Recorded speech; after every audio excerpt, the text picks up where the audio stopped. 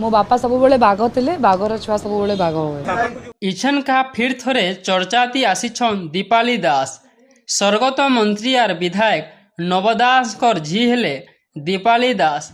2023 मसीहा ने नवदास को सुरक्षाकर्मी गोपाल दास गोली मारी हत्या करथिले। इतार पर झारसुगुड़ा बाई इलेक्शन होता। इ इलेक्शन रे दीपाली दास लड़ी थिले आर 48,000 रु अधिक भोट्रे जीति थिले। इ इलेक्शन रे से बाघर छुआ बाघ बोली भाषण मारी बहुत भाइराल होते।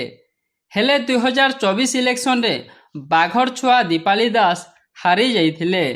ताहाकू टंकधर त्रिपाठी जोरदार मुकाबला रे 1333 भोट्रे हरैथिले। हेले दीपाली दास इ हार के स्वीकार करि नहीं पारबार।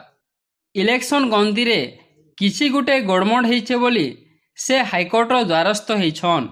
से फिर थोड़े भोट गंती हो बोली चाहूछन। बाघर छुआ केबे हार नहीं माने जरूर जितवा बोली दीपाली दास जिद धरिछन।